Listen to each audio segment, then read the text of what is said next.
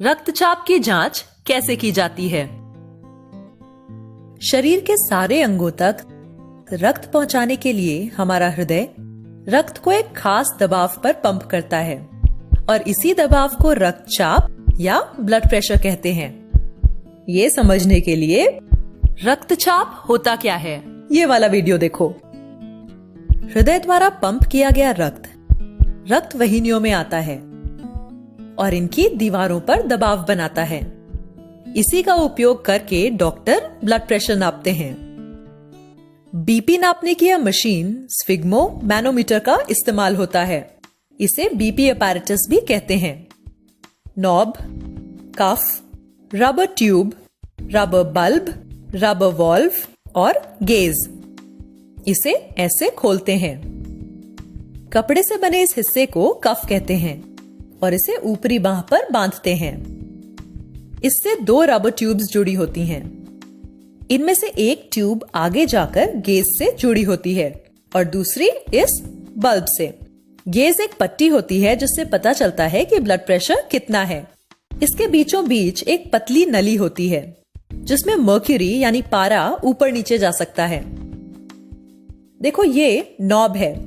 Blood pressure नापते समय यह हमेशा आड़ी स्थिति में होना चाहिए। रबर बल्ब में स्क्रू जैसा एक वॉल्व होता है। इसे इस तरह घुमाया जाता है। चलो अब देखते हैं कि ब्लड प्रेशर कैसे नापा जाता है। सबसे पहले डॉक्टर मरीज को आराम से बैठने के लिए कहते हैं। मरीज का हाथ ऐसी स्थिति में होना चाहिए और पैर फर्श को छूने चाहिए। बीपी अपैरेटस खोला जाता है। कफ निकालकर उसे मरीज की कोहनी से 2 अंगुल ऊपर ऐसे बांधते हैं। फिर सुनिश्चित करते हैं कि कफ बहुत कसा हुआ या बहुत ढीला तो नहीं है।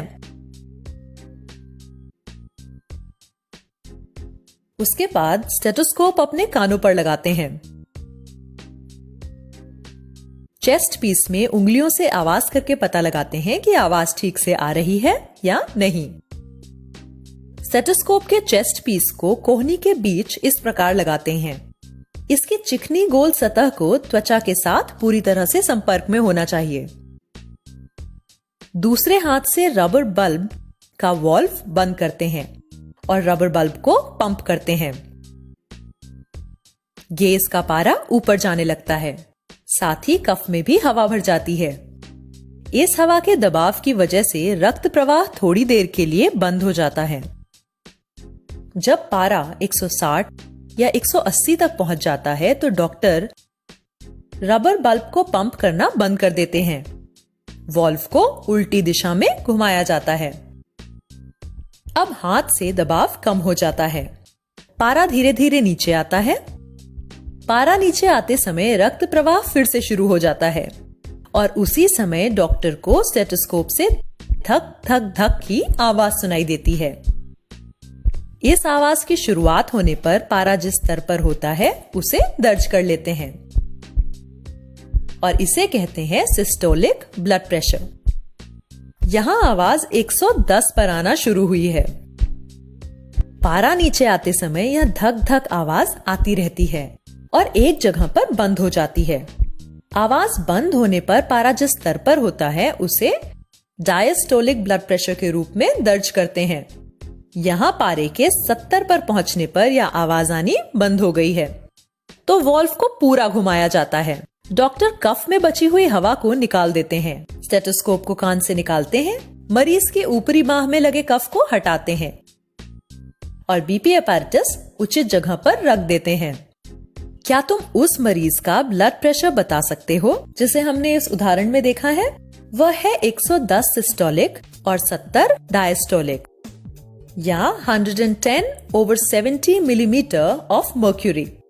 इसे ऐसे लिखा जाता है 110/70 mmHg। mmHg ब्लड प्रेशर को मापने की इकाई है। 110/70 मिलीमीटर ऑफ Hg यह सामान्य ब्लड प्रेशर होता है। ब्लड प्रेशर 140/90 mmHg से ज्यादा हो तो उसे हाई ब्लड प्रेशर कहते हैं। और अगर यह 100/60 mmHg से कम हो तो इसे लो ब्लड प्रेशर कहा जाता है।